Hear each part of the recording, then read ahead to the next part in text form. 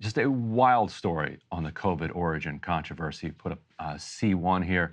The House Republicans announced that they have a whistleblower that they are saying is credible from inside the CIA, who tells this story, that there were 7 people assigned to a task force responsible for analyzing whether or not, or what the origin of COVID was. Was it natural origin, or did it come out of this lab in Wuhan? According to this whistleblower, 6 of the 7 analysts wanted to say with low confidence that Wuhan, the lab, was the likely origin of COVID. The 7th, who was superior to these other 6, wanted to say with low confidence that it was a natural origin.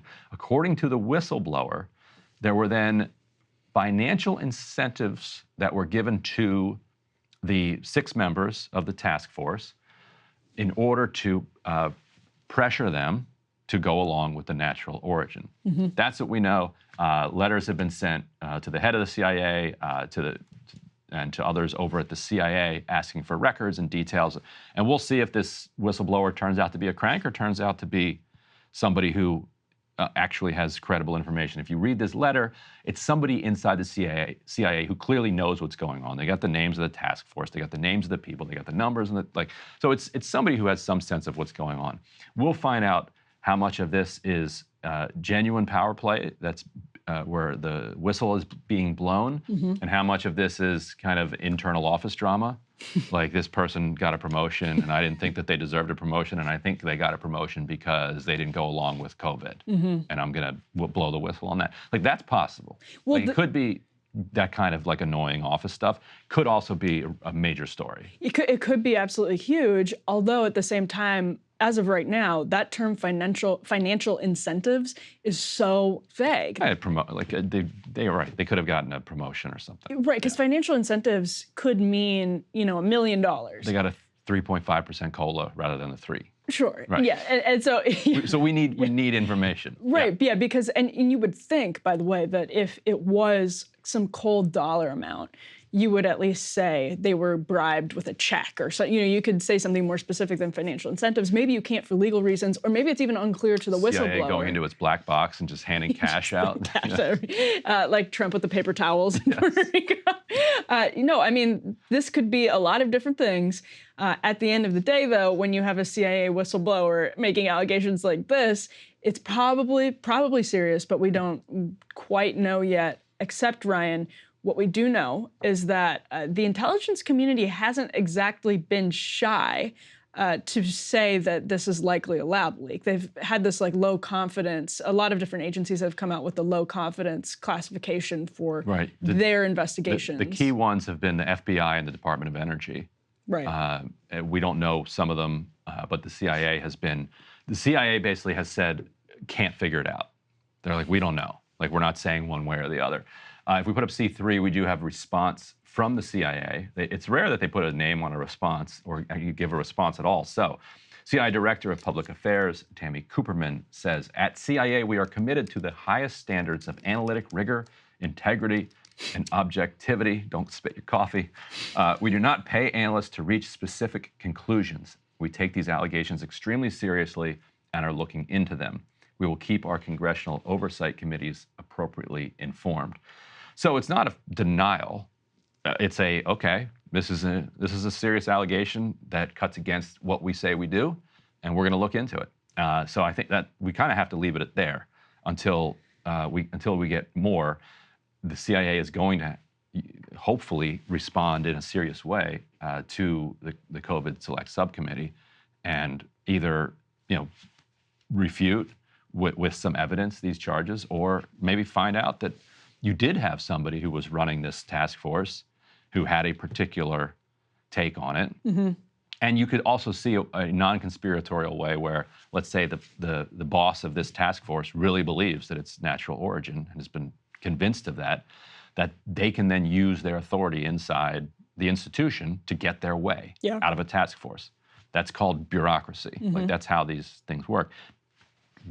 the public deserves to know if it was done in an improper way. And the public deserves to know what do these 6 analysts who looked closely into this actually think. Yes. Call them up to the Hill. Let's hear from them. We should. And this is, I mean, they got it with the IRS whistleblowers. We ended up hearing from them very recently, a very recent parallel to that. I'm actually really interested in this question of the CIA specifically because the Trump administration was increasingly adamant that a lab leak was not conspiratorial as early as like the summer of 2020, as early as like the spring of 2020, the Trump administration was pretty hardcore about saying, we think that there's a lot of evidence this is a lab leak. At the time, the media was saying that this was essentially a racist conspiracy theory. The evidence starts going in different directions. But why I think the CIA's involvement is so interesting is, as we've talked about, although the media doesn't talk about it much, this implicates, a lab leak directly implicates the United States government. And so that the CIA would be, in a very CIA way, perhaps having someone go rogue and just saying like, hey, cut it out, and figuring a way out where there's probably no fingerprints whatsoever, but having, just one rogue agent be like, we gotta, what can we do? What can we do here? You could certainly see a situation where somebody's like, hey, by the way, this is not just a Wuhan, China-run lab that we can just blame on China. Turns out we were actually funding this as well, which is true. Like, that's not a conspiracy. Intercept gotten the documents that show U.S. money was funding that lab, and so and that makes it uncomfortable when if you're just trying to pin it on a lab. It's like, ugh.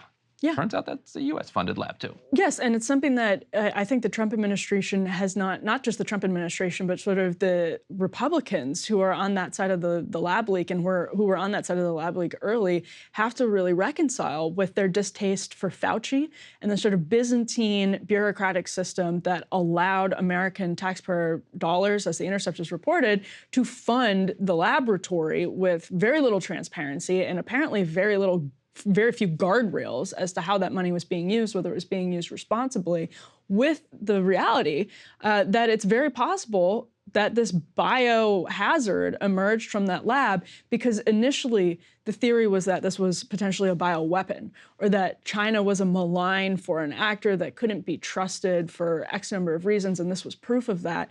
And if we're involved and we're at the very least complicit in funding a Chinese laboratory while not enforcing any guardrails on the way that the money is being spent or whatever it is, and reckless, by the way, again, at the very least, it's very difficult for Republicans to reconcile those 2 points because the United States government is implicated in it. Why are we funding this research? Is it just because you have gain-of-function nerds at the NIH who really believe in gain-of-function?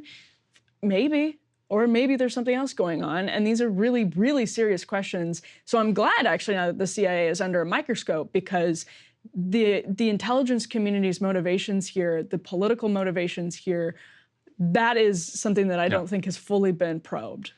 Yeah, and as Chuck Schumer said, they have 6 ways to get you from Sunday. So we'll see how this works out for the COVID subcommittee. Hey, if you liked that video, don't forget to hit the like button and subscribe to Breaking Points. If you want to see the rest of Counterpoints, go to breakingpoints.com to become a premium member and get the full uncut show every morning in your inbox and on Spotify. Help us build independent news and get the full show every morning at breakingpoints.com.